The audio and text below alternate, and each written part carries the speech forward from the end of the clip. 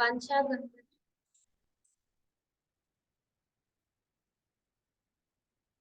Krishna.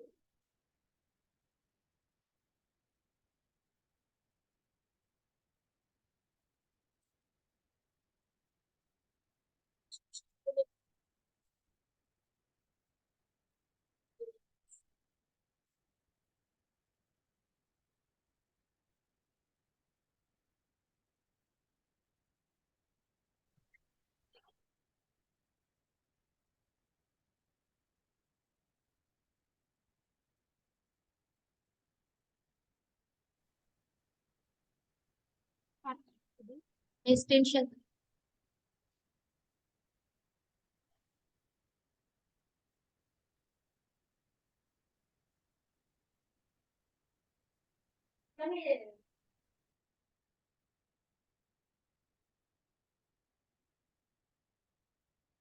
Screen visible है? Okay.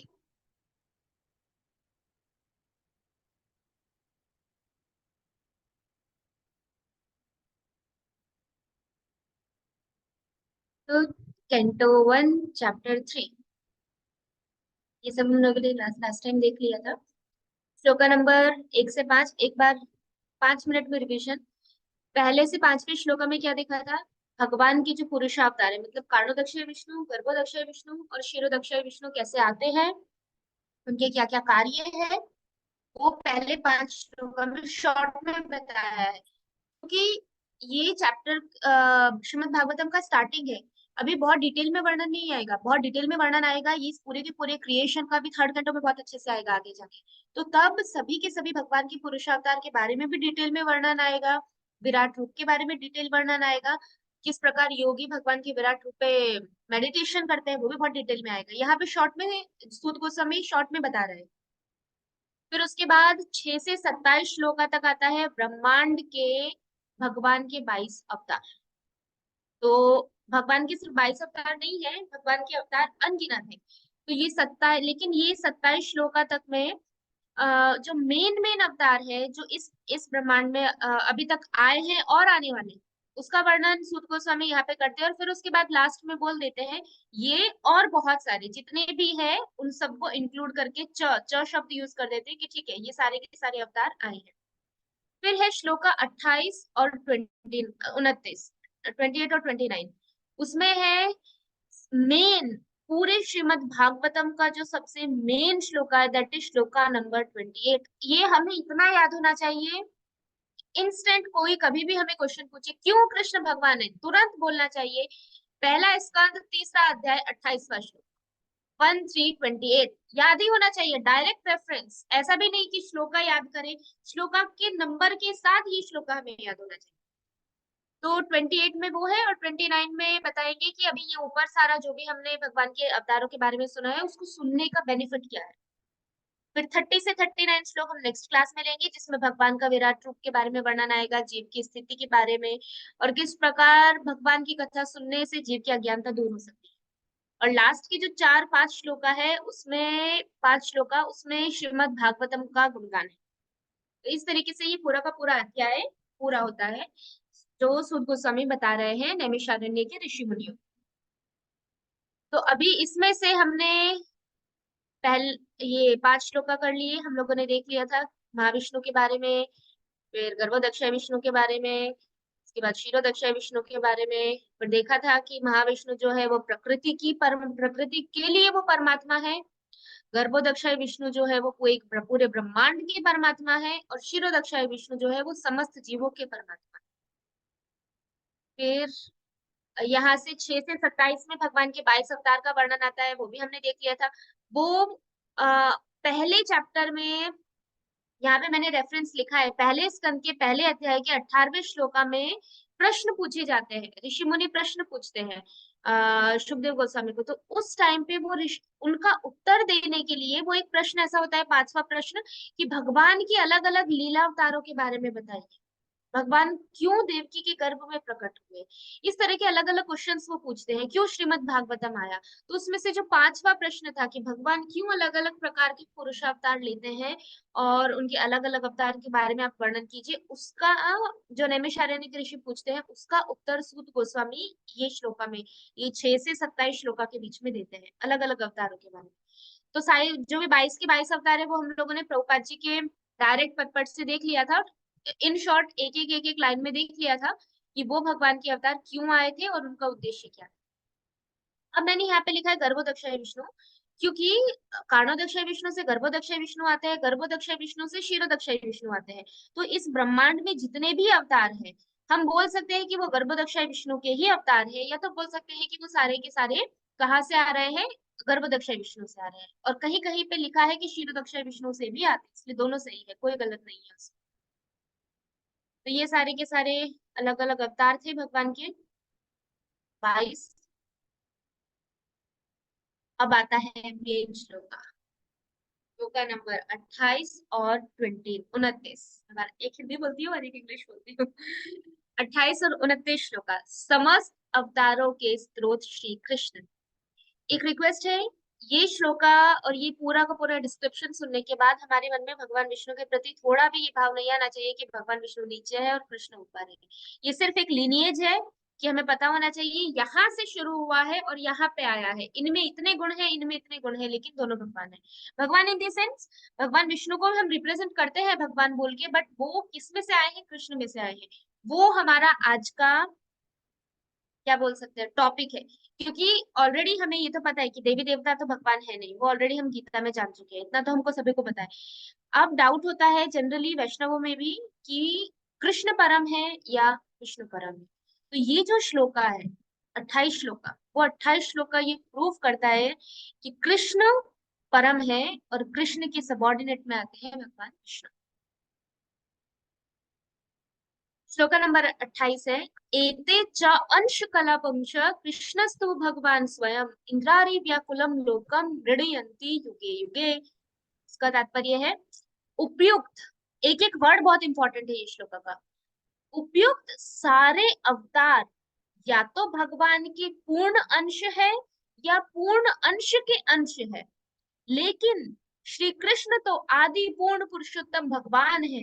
वे सब विभिन्न लोकों में नास्तिकों द्वारा उपद्रव किए जाने पर प्रकट होते हैं। भगवान आस्तिकों की रक्षा करने के लिए अवतरित होते हैं। तो यहाँ पे क्या बताया है, उपयुक्त, ये वर्ड बहुत इंपॉर्टेंट है, बहुत इंपॉर्टेंट। एते, एते का मतलब उपयुक्त, मतलब अभी तक जो बताए हैं, पीछे जो 22 अवतारों का वर्णन आया है उनकी भी यहाँ पे बात हो रही है, और 22 अवतारों से पहले 3 पुरुषावतार भी आ चुके हैं। तो यहाँ पे क्या बोला है कि उपयुक्त सारे अवतार, या तो वो सारे के सारे अवतार भगवान के पूर्ण अंश है, मतलब भगवान का डायरेक्ट एक्सपांशन है, या तो वे भगवान के डायरेक्ट एक्सपांशन का एक्सपांशन। लेकिन कृष्ण, कृष्ण क्या है, खुद पूर्ण पुरुषोत्तम भगवान है।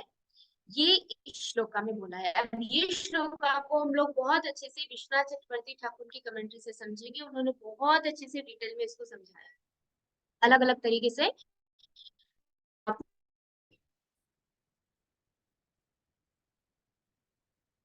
सबसे पहले रीजन वन, कारण वन क्या है कि कृष्ण भगवान है, उसको हम समझेंगे। सबसे पहले हमें देखना है कि स्टार्टिंग में ये चैप्टर का सबसे फर्स्ट श्लोका था, जगृहे पौरुषम रूपम भगवान महद आदि भी। तो यहाँ पे वर्ड क्या आ रहा है, पौरुषम। पौरुषम का मतलब पुरुष अवतार, और भगवान वर्ड आ रहा है और पौरुष वर्ड अलग आ रहा है। मतलब क्या बोला है, जगरूहे पौरुषम रूपम, जगरूहे मतलब स्वीकार किया। किसने स्वीकार किया, भगवान, भगवान ने स्वीकार किया। क्या स्वीकार किया, भगवान ने पुरुष अवतार स्वीकार किया। और वो स्वीकार करने के बाद भगवान ने भौतिक सर्जन किया, जिसमें उन्होंने 16 प्रकार के तत्व उत्पन्न किए, महत, ये सब कुछ वो आगे लिखा है। बट सबसे इंपॉर्टेंट श्लोका में है वर्ड जगृहे पौरुषम रूपम भगवान। ये मतलब भगवान ने स्वीकार किया पुरुष रूप। इसका मतलब ये में सिंपल चीज है, जैसे हम अपना एग्जाम्पल ले सकते हैं कि अभी हमारे पास कोई ऑलरेडी कोई चीज है, और अब मैं एक पर्टिकुलर कार्य करने के लिए एक रूप स्वीकार कर रही हूँ या एक पर्टिकुलर ड्रेस पहन रही हूँ।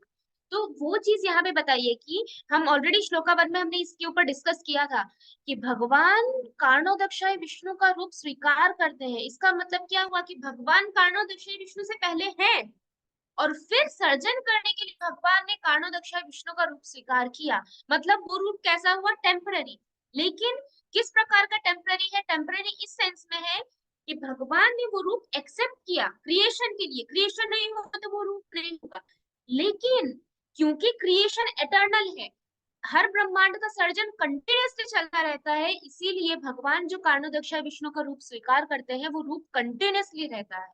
लेकिन फिर भी भगवान ही उसको स्वीकार करते हैं, मतलब भगवान पहले से है और फिर भगवान ने वो एक्सेप्ट किया, मतलब वो रूप में अपना विस्तार किया। तो ये फर्स्ट श्लोका में यहाँ पे बताया है। अब विश्वनाथ चक्रवर्ती ठाकुर बताते हैं इस चीज को, अब ये श्लोका को समझाते हैं कि सबसे पहले कार्णोदक्षाय विष्णु का से शुरुआत होती है ये अध्याय की।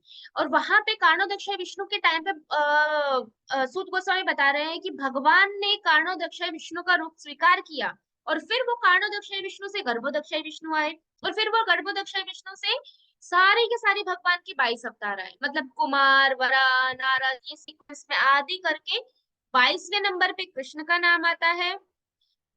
तो 22वें नंबर पे भगवान कृष्ण आए, 21वें नंबर पे बलराम आए और इस प्रकार से अनगिनत अनगिनत च शब्द आता है ये श्लोका में। च का मतलब बहुत सारे अवतार।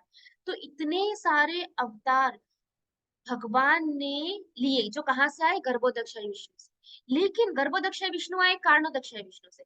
और वो कार्णोदक्षाय विष्णु कौन, कहाँ से आए? वो कार्णोदक्षाय विष्णु का रूप स्वीकार किया भगवान ने। इसका मतलब ये सारे के सारे अवतार कहाँ से आए, भगवान से आए। तो इस तरीके से वो समझाते हैं।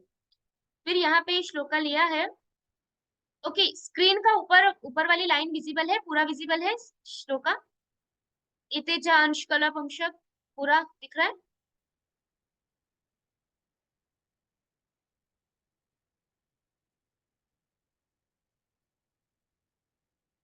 यस और नो?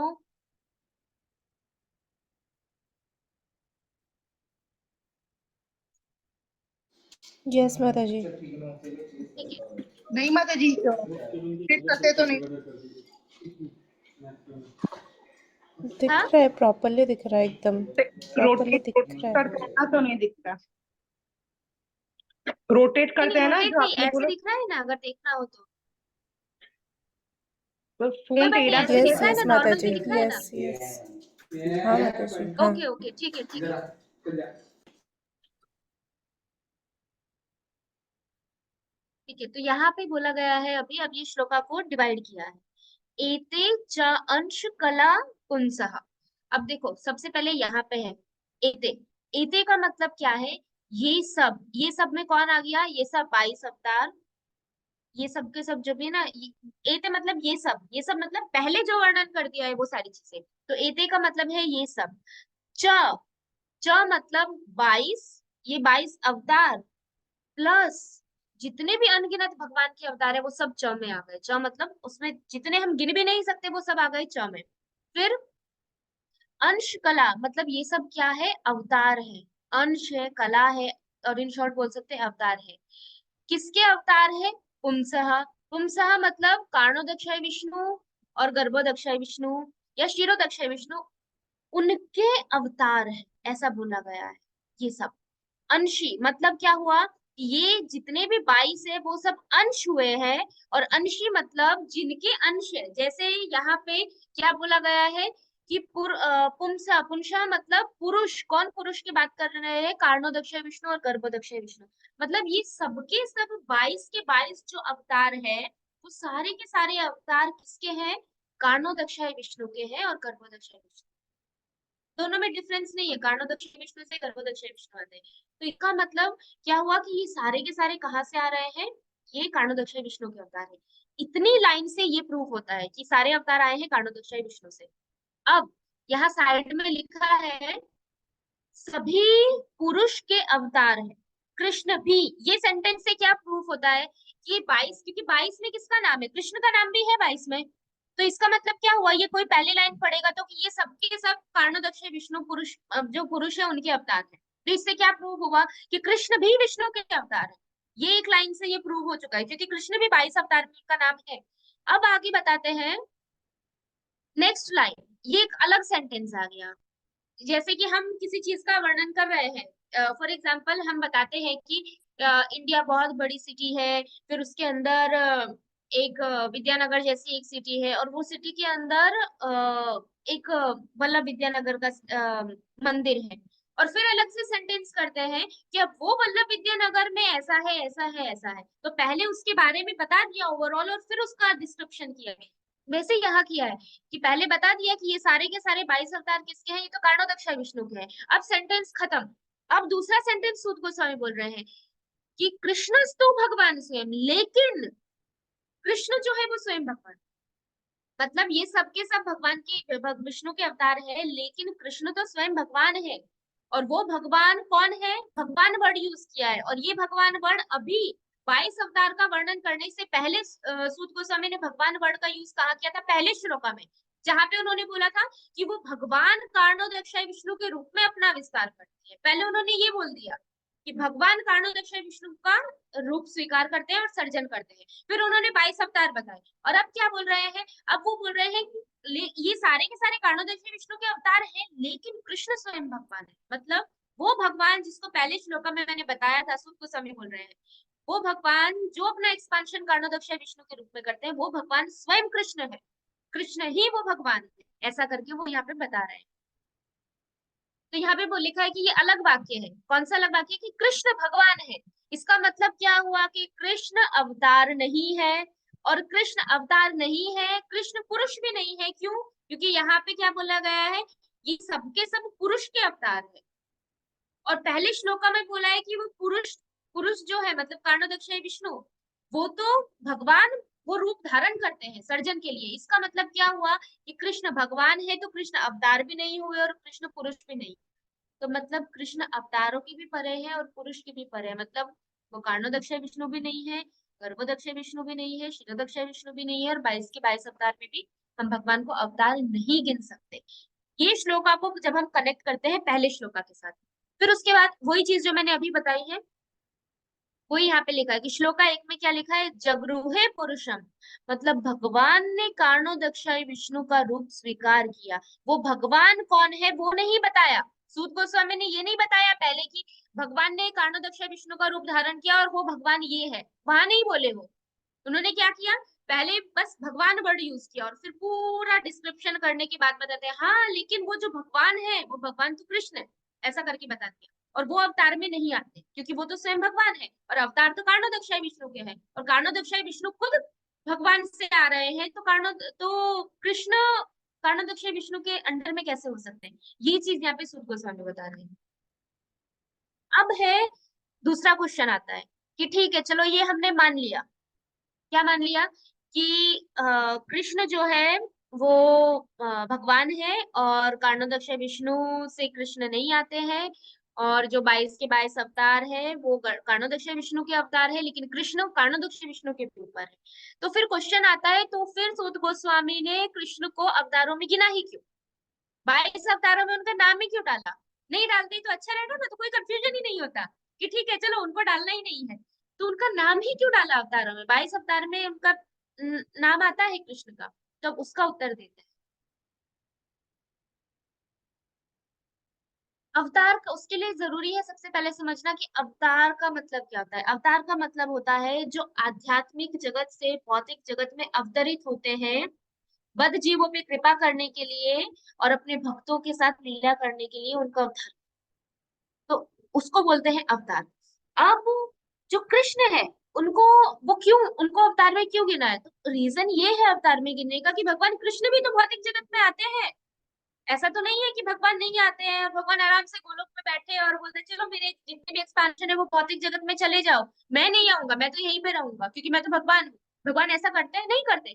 तो भगवान खुद भी अवतार लेके आते हैं। अवतार का मतलब है भगवान भौतिक जगत से, सॉरी, आध्यात्मिक जगत से भौतिक जगत में अवतरित होते हैं, ताकि वो अपनी कृपा यहाँ पे दिखा सके। वो उनकी कृपा है कि वो यहाँ पे आते हैं, ताकि जो भी लोग हैं वो भगवान के ऊपर ये ब्लेम ना कर सके कि देखो भगवान विष्णु ने ये किया, भगवान वराह ने ये किया, उनके मत्स्य अवतार ने ये किया, लेकिन शास्त्र बोलते हैं कि कृष्ण भगवान है, तो कृष्ण तो आते ही नहीं है, कृष्ण तो खाली आराम से बैठे हुए हैं, तो ऐसे कैसे भगवान है कि वो कुछ भी नहीं करते।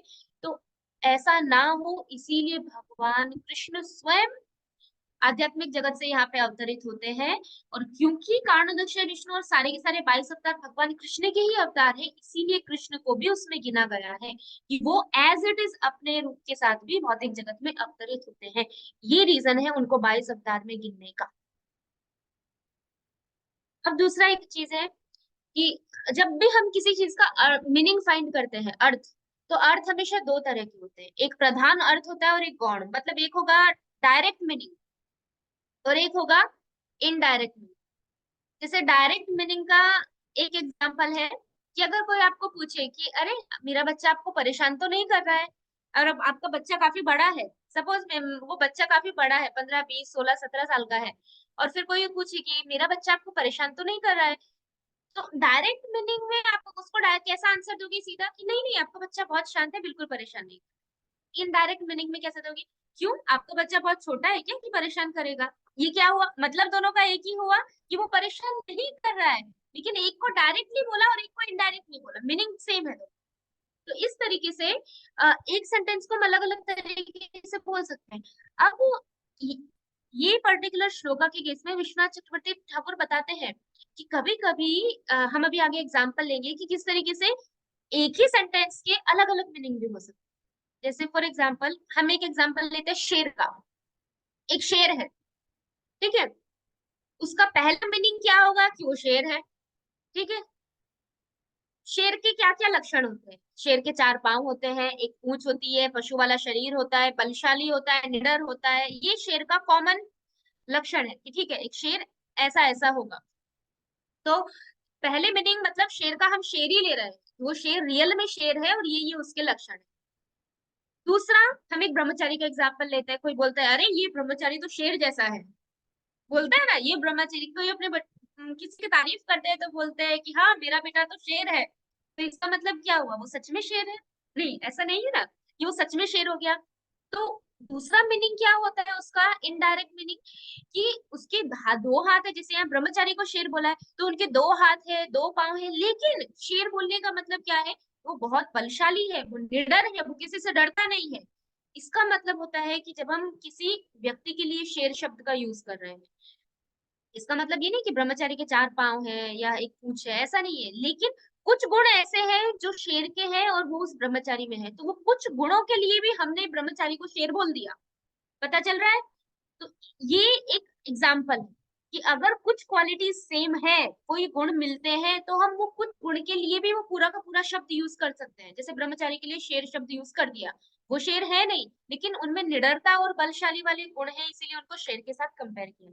सेम अवतार शब्द आता है। अवतार शब्द का मतलब है सबसे पहला जो खुद अवतार है, जैसे भगवान के मत्स्य अवतार, कूर्म अवतार, वराह अवतार, नरसिंह अवतार, ये सब के लिए भी अवतार शब्द यूज होता है। उसका मतलब क्या है अवतार का मतलब, कि अवतार का मीनिंग क्या होता है कि जो भगवान का अंश है, प्लस जो जीवों और भगवान के भक्तों के उद्धार के लिए जो पृथ्वी पे आते हैं उनको अवतार बोलते हैं। ये 2 मीनिंग है अवतार के। पहला कि वो भगवान के पार्ट एंड पार्सल है, भगवान के अंश है। दूसरा, वो जीवों के और भक्तों के लिए पृथ्वी पे आते हैं। तो इसलिए अगर कहीं मत्स्य, कूर्म, वराह आदि को अवतार बोला गया है, तो ये 2 कारण की वजह से बोला गया है कि वो अंश भी है और वो भक्तों के उद्धार के लिए पृथ्वी पे आते हैं। दूसरा अवतार का बोला गया है कृष्ण के लिए। अभी हमने देखा 22 अवतारों में कृष्ण का नाम आता है, तो वो क्यों बोला गया है? कृष्ण क्या है, स्वयं भगवान है, लेकिन वो भी जीवों के और भक्तों के लिए उद्धार करने के लिए पृथ्वी पे आते हैं। तो ये वाली जो क्वालिटी है कि वो पृथ्वी पे आते हैं भक्तों का उद्धार करने के लिए, वो क्वालिटी भगवान के बाकी के अवतार में और स्वयं कृष्ण में कॉमन है, सेम है। तो केवल ये एक पॉइंट के लिए भगवान श्री कृष्ण को भी अवतार बोला गया कि वो इसके लिए पृथ्वी पे आते हैं, इसलिए वो अवतार है। That's it. जैसे शेर बोला गया है और ब्रह्मचारी शेर नहीं है, वैसे ही भगवान श्री कृष्ण को अवतार बोला गया है, क्योंकि वो भी कुछ अपने अवतारों की तरह पृथ्वी पे आ रहे हैं, लेकिन उनके अवतार जो है वो भगवान के अंश है। जैसे शेर है तो शेर के 4 पांव है, लेकिन ब्रह्मचारी के 4 पांव नहीं है।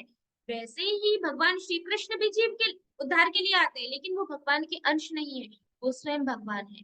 तो ये उनके यहाँ पे प्रकट होने का जो गुण है, वो गुण कंसिडर करके भगवान को अवतार में गिना है, ऐसा विश्वनाथ चक्रवर्ती ठाकुर बताते हैं। दूसरा कारण, प्रमाण, दूसरा प्रमाण दिया गया है, छांदोग्य उपनिषद में आता है कि जो ब्राह्मण नहीं, वो ब्राह्मण है, ब्राह्मण सर्वत्र है। एक मिनट, हाँ, यहाँ पे एक वर्ड रह गया है, ब्राह्मण सर्वत्र है और उनसे लेकर सभी अवतारों का वर्णन।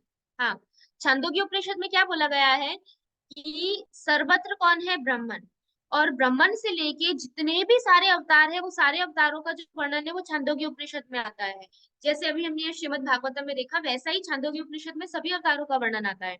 लेकिन उसका निष्कर्ष क्या बताया है, पूरा का पूरा उन्होंने पहले ब्राह्मण से चालू किया, ब्राह्मण ऐसा है, ब्राह्मण ऐसा है, फिर उसके बाद भगवान सारे अवतारों का वर्णन किया, और फिर पूरे के पूरे अवतारों का वर्णन करने के बाद लास्ट में छांदोग्य उपनिषद में क्या बोला गया है, लेकिन पूर्ण आहुति देने के योग्य तो केवल देव की पुत्र ही है। मतलब सेम चीज बोली है कि पहले सारे अवतारों का वर्णन किया, उन अवतारों में कृष्ण के बारे में भी बताया, और फिर कंक्लूजन दिया, लेकिन अभी मैंने ये सब तो बता दिया, वो उपनिषद में ऐसा बोला है कि ये सब तो बता दिया है, लेकिन पूर्ण आहुति देने के लिए, पूर्ण आहुति मतलब जिस कंप्लीट सेटिस्फेक्शन, जिसमें फिर कुछ बाकी नहीं रह जाता, जो सब में सबसे ज्यादा श्रेष्ठ है, पूर्ण आहुति देने के योग्य तो देव के पुत्र ही है, देव के पुत्र मतलब कृष्ण ही है। तो यहाँ पे भी प्रूव किया गया है, वहां भी भगवान का नाम अवतारों में दिया है, और लास्ट में कंक्लूजन दे दिया है कि लेकिन सबसे श्रेष्ठ तो कृष्ण ही है। के बाद आता है गोपाल तापनी उपनिषद। गोपाल तापनी उपनिषद में भी बताया है कि कृष्ण अजय है, सभी अवतारों के स्रोत है, वो सभी अवतारों में श्रेष्ठ है, और जितने भी सारे देवी देवता है, जितने भी सारे प्लैनेट्स है, लोग है, वहां के लोग है, वो सब भगवान से पूर्णतया संतुष्ट है। तो गोपाल तापनी उपनिषद में भी ये प्रूफ है कि वहां पे भी भगवान के अवतारों का वर्णन बताया है, और वर्णन के बाद में फिर क्या बोला है, लेकिन कृष्ण सभी अवतारों में श्रेष्ठ है, मतलब वो सबसे सुपीरियर।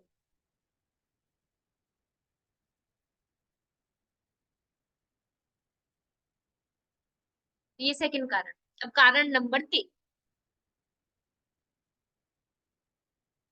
ये जब मैं एनिमेशन देती हूँ तो एक आध तो ऐसा रह ही जाता है। सबसे पहले कृष्ण, फिर एरो आया, कृष्ण से आते हैं बलराम, फिर बलराम से एरो, बलराम से आते हैं चतुर्व्यूह, चतुर्व्यूह का मतलब है वसुदेव, संकर्षण, प्रद्युम्न और अनिरुद्ध, ये आते हैं बलराम से। संकर्षण से कौन आता है, नारायण, नारायण से वापस एक चतुर्व्यूह आता है जिसमें वासुदेव, संकर्षण, प्रद्युम्न और अनिरुद्ध आते हैं। उसके बाद अब उन संकर्षण से फिर कौन आता है, महाविष्णु, मतलब कार्णोदक्षय विष्णु, उनसे आते हैं फिर गर्भोदक्षय विष्णु, और उनसे फिर नीचे क्षीरोदक्षय विष्णु चलता रहता है। अब यहाँ पे क्या बोला गया है इसमें, सूत को सब फिर से मैंने पहला वाला श्लोका का तात्पर्य रखा है कि भगवान ने सर्वप्रथम विराट पुरुष अवतार के रूप में अपना विस्तार किया। यहाँ पे वर्ड क्या यूज हुआ है, भगवान, मतलब भगवान किसको होल्ड कर रहे हैं, कार्णोदक्षय विष्णु, मतलब कृष्णा ने डायरेक्ट एक्सपेंशन, यहाँ पे क्या बताया, कृष्णा ने अपना एक्सपेंशन किसमें किया, कार्णोदक्षय विष्णु में किया। लेकिन पीछे वाली जब हम स्लाइड देखेंगे तो उसमें क्या बताया है कि कृष्ण तो यहाँ सबसे ऊपर है, ये रहे सबसे टॉप पे, और यहाँ नीचे संकर्षण है, सॉरी यहाँ पे नारायण है, फिर नारायण से संकर्षण है, और फिर महाविष्णु आते हैं। मतलब कृष्ण के बाद तो बलराम जी आएंगे, फिर संकर्षण, फिर नारायण, फिर संकर्षण, और फिर महाविष्णु आते हैं। लेकिन श्लोका में क्या बोला है कि वो कृष्ण ने कौन सा रूप लिया, कार्णोदक्षय विष्णु का रूप लिया। इसका मतलब अभी कृष्ण के बीच में और यहाँ कार्णोदक्षय विष्णु के बीच में नारायण भी आते हैं, तो नारायण को तो गिना ही नहीं। इसका मतलब क्या है कि कृष्ण जो है वो नारायण से भी सुपीरियर है। इसका एक एग्जांपल ले सकते हैं, जैसे मेरे हाथ में एक प्लेट है, वो प्लेट के अंदर दूसरी प्लेट है, वो प्लेट के अंदर तीसरी प्लेट है और चौथी प्लेट। तो अभी पहली प्लेट दूसरी प्लेट के नीचे है, और दूसरी प्लेट तीसरी के, और तीसरी चौथी में है, और चौथी पांचवी में है, और पांचवी प्लेट मेरे हाथ। तो यहाँ पे कैसे समझाया है कि जो बीच की प्लेट है, मान लो तीसरे नंबर की जो प्लेट है वो दूसरे नंबर की प्लेट को पकड़ के रखी हुई है, लेकिन तीसरे के नीचे चौथी भी है और पांचवी भी है, तो हम ऐसा भी बोल सकते हैं ना कि वो पांचवी वाली प्लेट में दूसरी वाली प्लेट है। क्यों? क्योंकि दूसरी भी अल्टीमेटली तो पांचवी पांचवी प्लेट के अंदर ही है। तो वही चीज यहाँ पे समझाया है कि जिस प्रकार कृष्ण से नारायण आते हैं और नारायण से फिर संकर्षण, संकर्षण से महाविष्णु आते हैं, लेकिन सूत गोस्वामी क्या बता रहे हैं, डायरेक्ट बोल रहे हैं कि वो कृष्ण ही है जिन्होंने कार्णोदक्ष विष्णु को धारण किया, मतलब उनका रूप लिया, उन्होंने अपना विस्तार कार्णोदक्ष विष्णु में किया। तो ये क्या प्रूव करता है कि उन्होंने नारायण से भी ऊपर कृष्ण है। वो इसलिए मैंने ये वाली फिगर यहाँ पे बताई है कि हमें पहले पता चले कि नारायण की पोजीशन एक्सपांशन में कहाँ पे आती है या सेंटर में आती है। तो इंटरमीडिएट जो यहाँ पे भगवान के अवतार है उनको नहीं गिना है, सीधा क्या बोला है कि कृष्ण से महाविष्णु आते हैं। अब कृष्ण तो सबसे टॉप पे है और महाविष्णु कृष्ण से आ रहे हैं, इसका मतलब नारायण से भी ऊपर कृष्ण।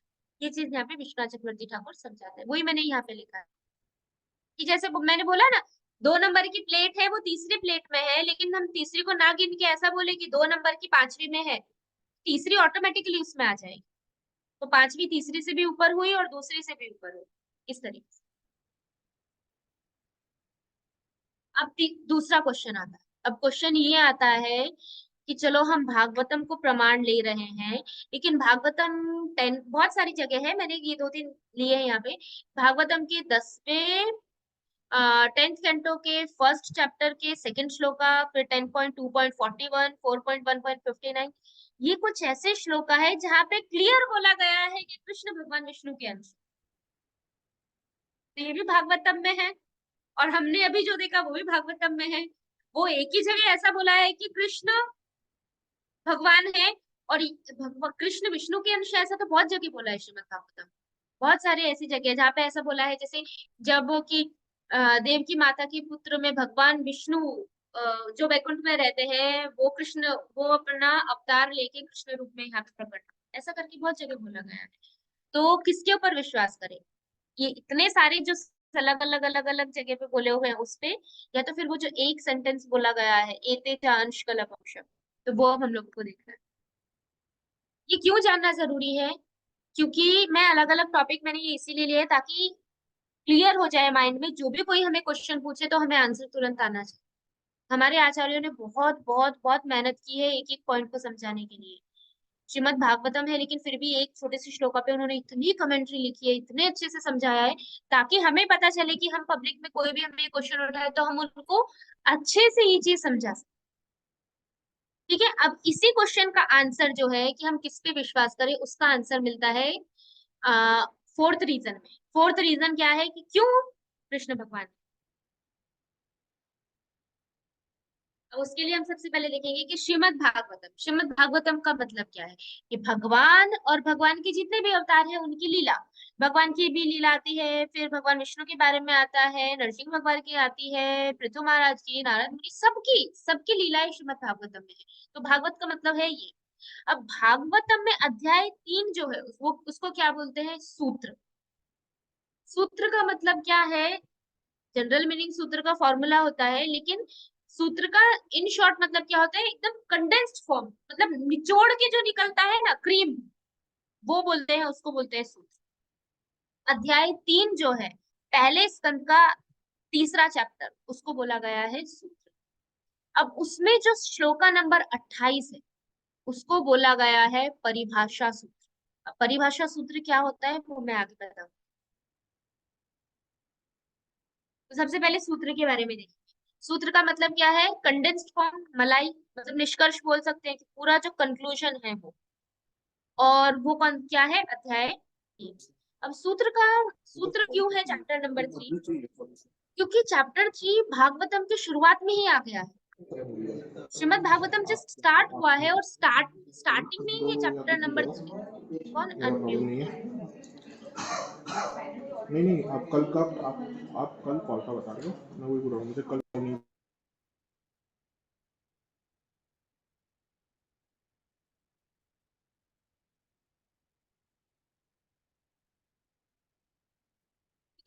तो सूत्र का क्या, क्यों सूत्र बोला है? कि भागवतम की शुरुआत में ही ये चैप्टर आ गया है। और जो भागवतम का निष्कर्ष भी इसमें ही है। क्यों? क्योंकि इसमें भगवान के सारे अवतारों का वर्णन है।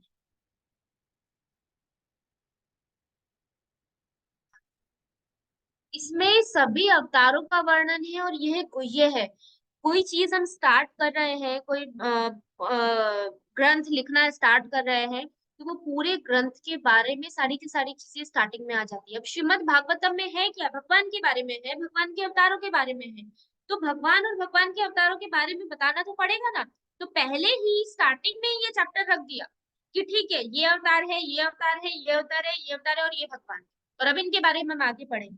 तो उसको वो इसीलिए अध्याय 3 को बोला गया है कि ये सूत्र है, वर्णन है, गुह्य रूप से वर्णन किया है, डायरेक्ट नहीं। फिर तीसरा, कि ऋषियों को नहीं पता था, जो ऋषि सुन रहे हैं कथा, उनको नहीं पता कि भगवान कौन है, कौन भगवान है, कौन अवतार है। इसीलिए उन लोगों को क्लियर करने के लिए, ताकि उनके माइंड में क्लियर हो जाए कि हम जिसकी कथा सुनने वाले हैं अभी भागवतम में, उनमें अवतार कौन है और भगवान। तो वो स्टार्टिंग में बता दिया। तो इसीलिए जो चैप्टर नंबर 3 है वो निष्कर्ष है, वो सूत्र है, क्योंकि पूरे भागवतम में सिर्फ भगवान और अवतार के बारे में ही वर्णन है। तो अभी वो अवतार कौन है और वो भगवान कौन है, वो तो पहले बताना पड़ेगा ना। तो वो बताया किसमें है? अध्याय 3 में बताया है। और इसीलिए अध्याय 3 को सूत्र बोला गया है, क्योंकि इसमें सबको इंक्लूड कर दिया है। ऐसा नहीं है कि कोई एक पर्टिकुलर के बारे में बताया, जैसे एक पर्टिकुलर अध्याय में नरसिंह भगवान के बारे में, एक में वराह के बारे में, नहीं। एक ही अध्याय में सबको इंक्लूड कर दिया और सबकी सीक्वेंस बता दी और उसमें से बता दिया ये भगवान, ऐसा करके। तो इसीलिए जो अध्याय 3 है वो, उसको निष्कर्ष बोला गया है और उसको सूत्र बोला गया है। अब आता है परिभाषा सूत्र क्या। तो अध्याय 3 का जो 28वां श्लोक है, एते च अंशकलपंश कृष्णस्तु भगवान स्वयं, वो जो 28वां श्लोक है उसको बोला गया है परिभाषा सूत्र। परिभाषा सूत्र का मतलब क्या होता है? एक ऐसा वाक्य जो पूरे के पूरे ग्रंथ को प्रकाशित करता है। जैसे एक दिया होता है, एक दिए को अंधेरे वाले कमरे में रख दो तो उससे पूरा का पूरा रूम प्रकाशित हो जाएगा। उसी प्रकार जो परिभाषा सूत्र होता है, वो परिभाषा सूत्र के लिए सब देखा जाता है ग्रामेटिकली, मतलब अ, ये क्या बोला जाता है उसको,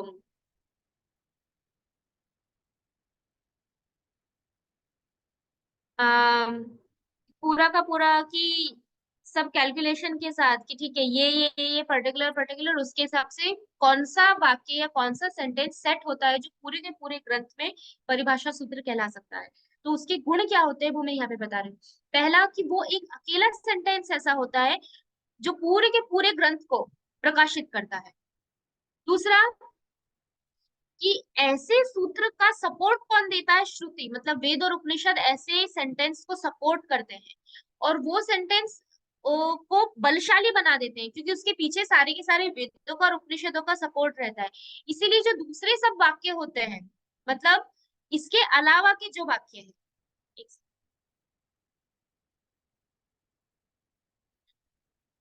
मतलब इसके अलावा के जो सारे वाक्य है, परिभाषा सूत्र के अलावा के, वो सारे वाक्य फिर ये परिभाषा सूत्र के अकॉर्डिंग ढल जाते हैं, चाहे उसमें कुछ और मीनिंग क्यों ना दिया हो। लेकिन अगर ये डिफाइन कर देते हैं कि ये परिभाषा सूत्र है, तो बाकी सेंटेंस जो कॉन्ट्राडिक्टरी है, मतलब जिनका मीनिंग उस परिभाषा सूत्र के विरुद्ध जा रहा है या उससे थोड़ा अलग मीनिंग बैठ रहा है, तो हमें वो मीनिंग को ये परिभाषा सूत्र के अकॉर्डिंग ढाल देना चाहिए। ये एक गुण होता है परिभाषा सूत्र का। अभी इसमें एक उदाहरण है, ब्राह्मण के जो पुत्र की मृत्यु वाली कथा, वो मैं ये समझाने के बाद बताती हूँ।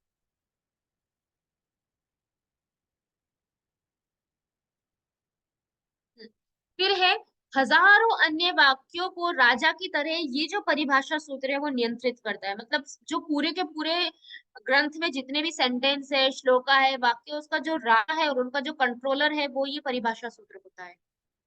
उसके बाद परिभाषा सूत्र पूरे के पूरे ग्रंथ में एक ही जगह पे होता है और वो बार बार रिपीट नहीं होता, वो एक ही जगह पे मिला जाएगा। जैसे हम देखेंगे कि भगवान विष्णु से कृष्ण आए, भगवान विष्णु कृष्ण, विष्णु के अंश है कृष्ण, ये वो बहुत बार सेंटेंस रिपीट हो रहा है, एक जगह पे नहीं होता। लेकिन एक ग्रंथ में परिभाषा सूत्र एक ही स्थान पे होता है, वो बार बार नहीं दोहराया जाता। फिर कोई इसका विरोध नहीं कर सकता। जैसे इसका मतलब ये है कि अगर ये बोल दिया है कि कृष्ण भगवान है, तो पूरे के पूरे भागवतम में, पूरे ग्रंथ में जहां पे भी कृष्ण शब्द आएगा तो हमें वहां कृष्ण को भगवान ही लेना है। परिभाषा सूत्र का मतलब ये है, क्योंकि परिभाषा सूत्र में बोल दिया है कि कृष्ण भगवान है। अब उसके अलावा चाहे 1000 सेंटेंस ऐसे आए जहां पे ये बोला गया हो कि कृष्ण अवतार है, लेकिन परिभाषा सूत्र में बोला गया कृष्ण भगवान है, तो हर जगह हमको कृष्ण वर्ड आते ही क्या लेना है कि कृष्ण भगवान ही। तो ये सारे के सारे रूल्स होते हैं, शास्त्रों के रूल्स है ये सब। तो ये परिभाषा सूत्र के कुछ गुण है कि ये काम करता है परिभाषा सूत्र। अब इसमें जो लास्ट वाला है उदाहरण, मैं एक एग्जांपल देती हूँ कि कैसे ढाल देना चाहिए उसको। तो इसके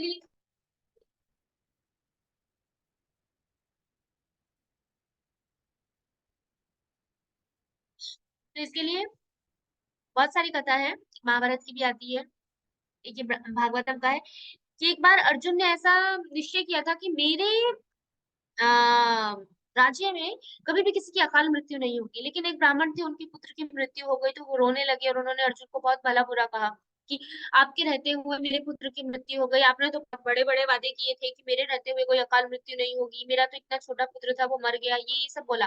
तो अर्जुन को गुस्सा है, अर्जुन ने बोला ऐसे कैसे हो सकता है मेरे रहते हुए। तो फिर वो अलग अलग जम्बू द्वीप में गए, यहाँ गए वहां गए, अलग अलग अलग अलग जाते जाते वो भगवान विष्णु के पास पहुंचते हैं कि आप इनके पुत्र को वापस कर। और ऐसे करके उनका पुत्र जीवित हो जाता है। अब यहाँ पे ट्विस्ट आता है कि भगवान कृष्ण और अर्जुन कहाँ पे गए, आ, भगवान विष्णु के पास गए। एक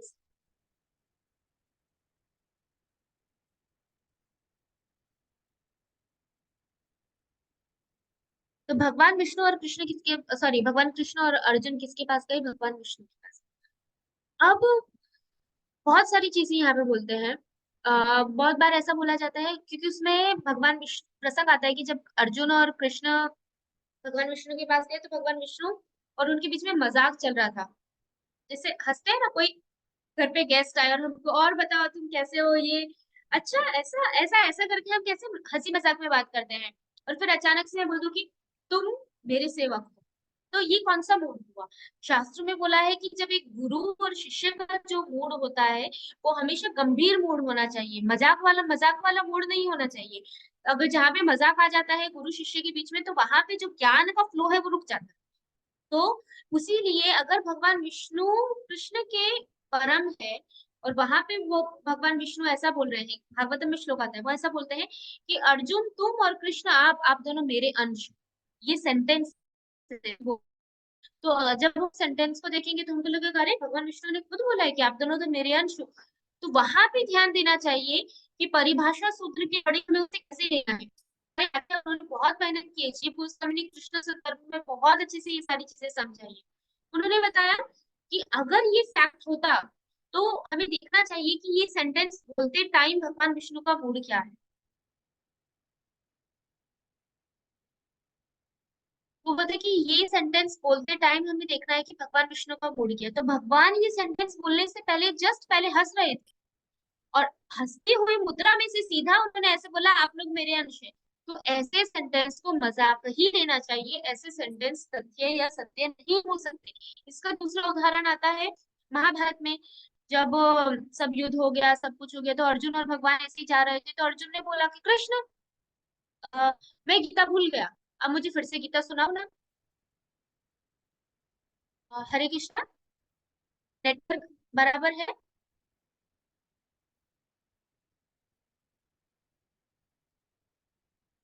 हरे कृष्णा।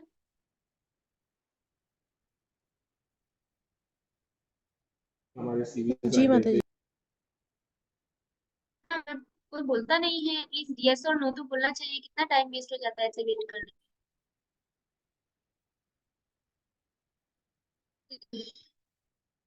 मैं तो इतना बोल रही हूँ, आपको सिर्फ यस और नो ही बोलना है उसको तो। प्लीज।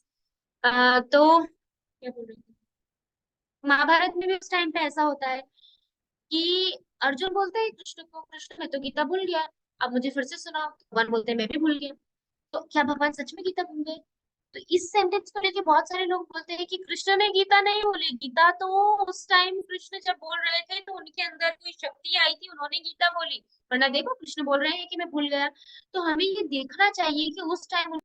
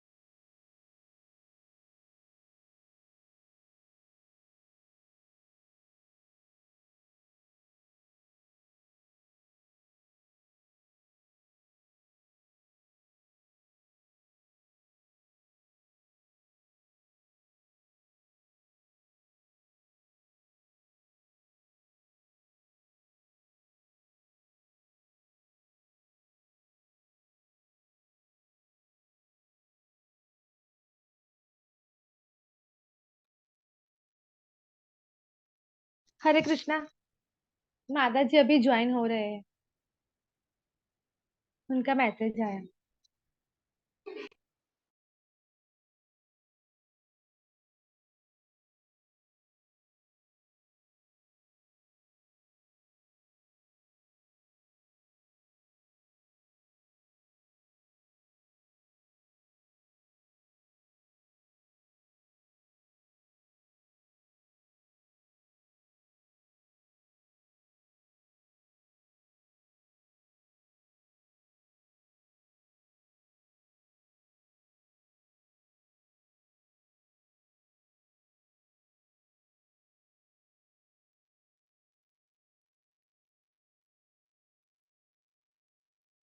हरे कृष्णा।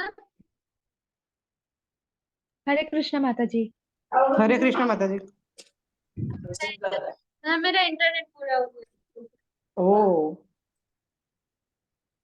ये फिर से इंस्टेंट रिचार्ज कराया मैंने। वापस से साइड शेयर करती हूँ। कहाँ पे बोल रही थी? हाँ, तो इम्पोर्टेंट है मुद्रा। शेयर हो, स्क्रीन दिख रहा है? हाँ माता जी। ओके। तो इम्पोर्टेंट है कि जिस टाइम जो सेंटेंस बोला गया उस टाइम उसकी मुद्रा क्या है। तो ये जो अर्जुन वाली बात है, अर्जुन और भगवान श्री कृष्ण की, तो उस टाइम अर्जुन ने अपना हाथ भगवान के कंधे पे रखा हुआ था एज ए फ्रेंड, और अर्जुन बोल रहे थे कृष्ण मैं गीता भूल गया, और भगवान बोले अर्जुन मैं भी गीता भूल गया। तो ये ऐसे सेंटेंस को महाभारत में ऐसा, एक्चुअली महाभारत में 8,000 जितने कुछ श्लोक ऐसे हैं जो डबल ट्रिपल मीनिंग वाले। तो इस ये सेंटेंस को हम जस्ट रीड करें तो क्या समझेंगे, कृष्ण भी भगवत गीता भूल गए, अर्जुन भी भूल गए। लेकिन इसके इतने सारे प्रूफ है कि थोड़ी देर बाद ही अर्जुन ने हाथ जोड़ के भगवान को बोला कि प्रभु मुझे ज्ञान चाहिए, और अर्जुन नीचे बैठा और भगवान ऊपर आसन में बैठे, और भगवान ने पूरा का पूरा सारा ज्ञान दे दिया, गीता से भी ज्यादा ज्ञान उस टाइम दे दिया। तो तब कहाँ से आया भगवान? तो इसीलिए हमें समझना चाहिए कि जिस टाइम वो पर्टिकुलर सेंटेंस बोला गया है उस टाइम बोलने वाले का और सुनने वाले का मनोभाव क्या है। उसी प्रकार से हमें जो भी सेंटेंस है शास्त्रों में उसको परिभाषा सूत्र के अकॉर्डिंग ढाल देना चाहिए। ये परिभाषा सूत्र का रूल है। तो ये एक एग्जाम्पल था भगवान विष्णु वाला।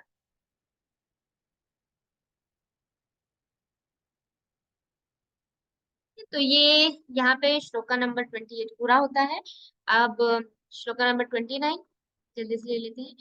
जो कोई भी भगवान के गुह्य अवतारों का सावधानी पूर्वक प्रतिदिन सुबह तथा शाम को पाठ करता है वह जीवन के समस्त दुखों से छूट जाता है। क्या बोला गया है कि भगवान के गुह्य अवतार, मतलब भगवान के अवतार कोई ऐसे नहीं है कि ऐसे चलते फिरते हैं एबीसीडी है बुक में हर कहीं पे भी मिल जाएगा, नहीं।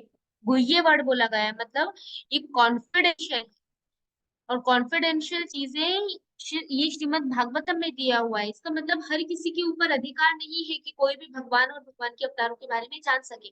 तो अगर कोई इनको सावधानी पूर्वक बहुत केयरफुली, बस रीडिंग करने के लिए रीड कर लिया ऐसा नहीं, सावधानी पूर्वक मतलब बहुत अच्छे से समझ के पूरे ज्ञान के साथ कि अच्छा ऐसा होता है, अच्छा यहाँ से ये आए, अच्छा भगवान कृष्ण का ये है, इस तरीके से प्रतिदिन मतलब डेली सुबह तथा शाम को पाठ करता है।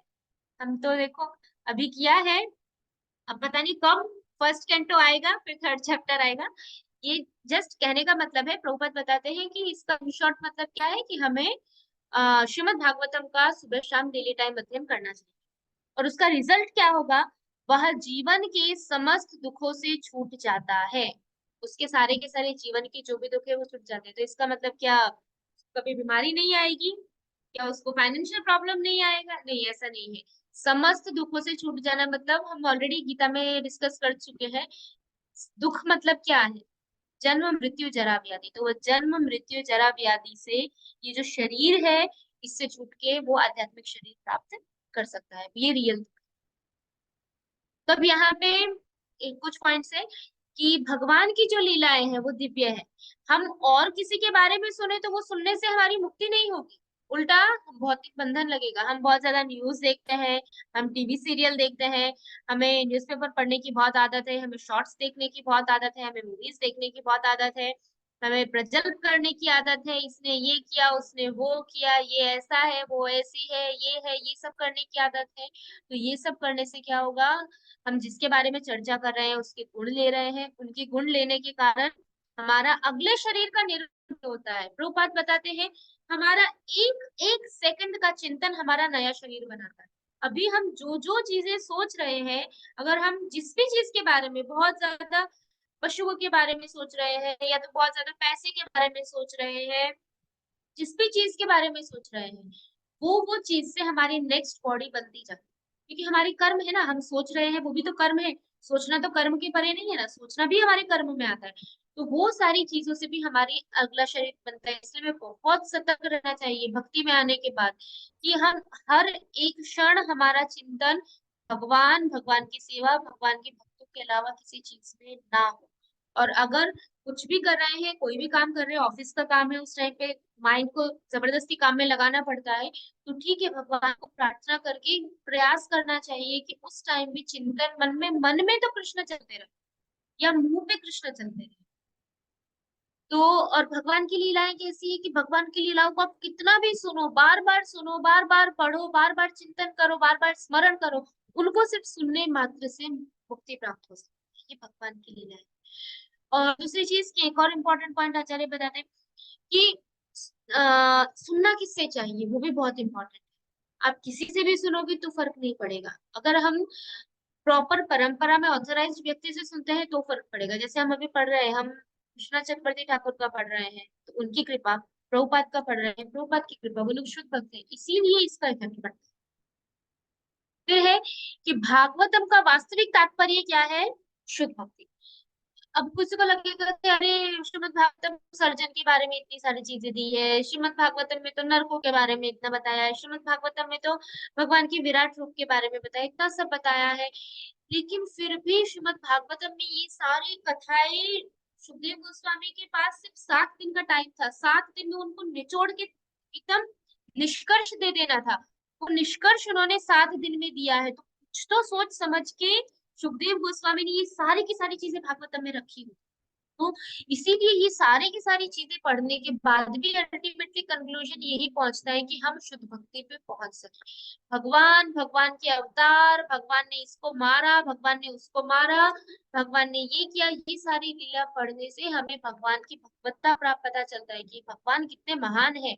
और जब पता चलता है कि भगवान इतने महान है, तब पता चलता है कि हम कितने निम्न है। और जब पता चलेगा कि हम कितने निम्न है, और हम तब तो हम भगवान की सेवा करेंगे ना। अभी थोड़ी हम रागानुगा भक्ति पे है या प्रेम भक्ति पे है कि सीधा भगवान मेरे प्रेमी है, भगवान मेरे सखा है, भगवान मेरे पति है, भगवान मेरी मैं भगवान की माता हूँ, मैं भगवान का पिता हूँ। अभी थोड़े ये भाव है, ये भाव तो अभी आएगा, विकसित होगा, लेकिन उसके लिए पहले भगवान को भगवान तो मानना पड़ेगा ना। जब पहले यही नहीं जानेंगे कि भगवान भगवान है, तो ये भाव कहाँ से आएगा, पहले उनकी भगवत्ता तो स्वीकार करनी पड़ेगी। तो इसीलिए श्रीमद् भागवतम में ये सारी चीजों का वर्णन आता है। लेकिन अल्टीमेटली कंक्लूजन क्या है, शुद्ध भक्ति। चाहे दास्य भाव में हो, साख्य भाव में हो, माधुर्य भाव में हो, अल्टीमेटली गोल है शुद्ध भक्ति। इसके लिए एक एग्जाम्पल आता है चितली चरितामृत में। देवानंद पंडित की एक कथा दी है कि वो, उनको नदिया में, मतलब पुलिया गांव में, बंगाल में, वो बहुत फेमस थे, कि वो भागवत के कथाकार है, भागवत के बहुत बड़े कथाकार है, वहां के लोग उनका बहुत रिस्पेक्ट करते हैं, बहुत अच्छे व्यक्ति थे। लेकिन वो श्रीमद् भागवतम को शुद्ध, जो श्रीमद् भागवतम का क्या मैंने यहाँ पे बोला कि वो शुद्ध भक्ति का तात्पर्य, उसका तात्पर्य क्या है, शुद्ध भक्ति। भागवतम से एक ही चीज प्राप्त करनी है, और एक ही चीज सबसे निष्कर्ष रूप में मिल सकती है, वो है शुद्ध भक्ति। लेकिन देवानंद पंडित क्या है, वो भागवतम पढ़ते थे, भागवत की कथा सुनाते थे, लेकिन भक्ति को निकाल। तो जब चैतन्य महाप्रभु को पता चला कि देवानंद पंडित है, तो चैतन्य महाप्रभु ने बहुत डांटा, बहुत डांटा। उन्होंने बोला कि इस प्रकार का एक मूर्ख व्यक्ति है ये, जो भागवतम में से भक्ति को निकाल के भागवतम पढ़ा रहा है। ऐसा बोला महाप्रभु का सेंटेंस आएगा। हाँ, फिर वो आगे बोलते हैं कि जो भक्ति को निकाल के भागवतम पढ़ा रहा है, तो ये बचा क्या, क्योंकि वो बताते हैं कि भागवतम साक्षात मैं हूँ। किसको, इनको बताते हैं, नित्यानंद प्रभु को और हरिदास ठाकुर को, उनको बताते हैं वो ऐसा कि भागवतम साक्षात मैं हूँ, और ये व्यक्ति भागवतम सुना रहा है, और भागवतम में से उसने भक्ति को ही निकाल दिया है। फिर वो एक ये सेंटेंस बोलते हैं जो मैंने यहाँ पे लिखा है कि जो मुझ में, मेरे भक्तों में और श्रीमद् भागवतम में भेद करेगा वो नष्ट हो जाएगा। मतलब जो ऐसा सोचेगा कि भगवान अलग है, भगवान के भक्त अलग है और भागवतम अलग है, वो नष्ट हो जाएगा। भगवान, भगवान के और श्रीमद् भागवतम में कोई फर्क नहीं है, क्योंकि भक्त 24 घंटे कृष्ण का सोचते हैं। श्रीमद् भागवतम में सिर्फ कृष्ण का वर्णन है, और कृष्ण तो कृष्ण है ही, इसीलिए तीनों में कोई डिफरेंस नहीं। फिर बोला गया है, वो बताते हैं, महाप्रभु बोलते हैं कि जो 4 वेद है वो दही के समान है, और श्रीमद् भागवतम मक्खन के समान है। जब दही बनाते हैं उसके बाद उसमें पानी डालते हैं, फिर उसको मथते हैं, तब मथने के बाद मक्खन निकलता है। तो वैसे ही सारे शास्त्रों का जब मथने के बाद जो मक्खन निकला है वो है श्रीमद्। इसलिए श्रीमद् भागवतम में सिर्फ और सिर्फ भगवान की रास लीला, या तो भगवान की वृंदावन की लीलाएं, यही सब नहीं है। श्रीमद् भागवतम में इतना कुछ है, इतना कुछ है। नारद मुनि कैसी कैसी शिक्षाएं देते हैं जब पुरंजन की कथा आती है, उसके बाद ये जन मुनि की कथा आती है। इतनी सारी भागवतम में रामायण भी है, भागवतम में महाभारत भी है, सब कुछ है श्रीमद् भागवतम में। लेकिन प्रभुपाद बोलते हैं सीक्वेंस में पढ़ना जरूरी है।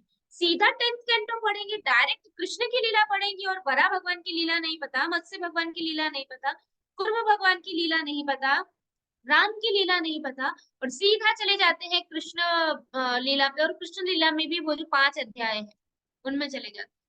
तो उससे भक्ति में प्रगति नहीं, उससे आपकी काम वासना बढ़ जाएगी। डायरेक्ट भगवान की ऐसी लीला पढ़ने से काम वासना बढ़ती है। काम वासना कम कब होगी? आप पहले सीक्वेंस में पढ़ो, भगवान को पता लगाओ कि ये भगवान है, भगवान जो कर रहे हैं वो भगवान ही कर सकते हैं, हम नहीं कर सकते, तब हम वो पढ़ने के योग्य है। फिर उसके बाद महाप्रभु लास्ट में जाते हैं कि जो ये सोचता है कि मुझे भागवत आता है, वो वास्तव में भागवतम के निष्कर्ष को नहीं जानता। जैसे एक और श्लोक का ऐसा आता है कि कृष्ण बोलते हैं, जो ऐसा बोलता है कि वो मेरा भक्त है, वो वास्तव में मेरा भक्त है ही नहीं, लेकिन जो बोलता है कि वो मेरे भक्त का भक्त है, वो मेरा रियल। ये कृष्ण बोलते हैं ऐसा। तो यहाँ पे वही बोला गया है कि जो ऐसा, महाप्रभु बताते हैं कि जो वो सोचता है कि मुझे भागवतम आता है, तो वास्तव में उसको भागवतम का निष्कर्ष वो जानता ही नहीं है। क्योंकि भागवतम का निष्कर्ष क्या है? भागवतम का निष्कर्ष है कि श्रीमद् भागवतम साक्षात भगवान है, और श्रीमद् भागवतम का पठन पाठन श्रवण करने से हमको शुद्ध भक्ति प्राप्त होती है। और जो ये जानता है कि वो साक्षात भगवान है, वो शुद्ध भक्ति जानता है, वो शुद्ध भक्ति प्राप्त करेगा, तो वो कभी भी ये बोलेगा ही नहीं कि मुझे भागवतम आता है, क्योंकि भगवान और भागवतम में कोई फर्क नहीं है, और भगवान तो अचिंत्य है। कौन बोल सकता है कि मैं भगवान को 100% जानता हूँ? कोई नहीं बोल सकता, क्योंकि भगवान को 100% जानना संभव ही नहीं है। जब हम भगवान को 100% नहीं जान सकते, क्योंकि भगवान अचिंत्य है, अचिंत्य मतलब हमारी सोच के परे है, हम चिंतन भी नहीं कर सकते, विचार भी नहीं कर सकते, उसके परे भगवान है, और वो भगवान बोल रहे हैं कि भागवतम मैं ही हूँ, तो फिर हम ऐसे कैसे बोल सकते हैं कि हमें भागवतम आता है? इसीलिए भागवतम भी अचिंत्य है और भगवान भी अचिंत्य। ठीक, तो फिर यहाँ पे जो नेक्स्ट क्लास में हम लोग ये वाले श्लोका ले लेंगे, 30 से 39, विराट रूप और जीव का भौतिक रूप काल्पनिक है। ये मेन था आज का श्लोका नंबर 28। हम लोग अभी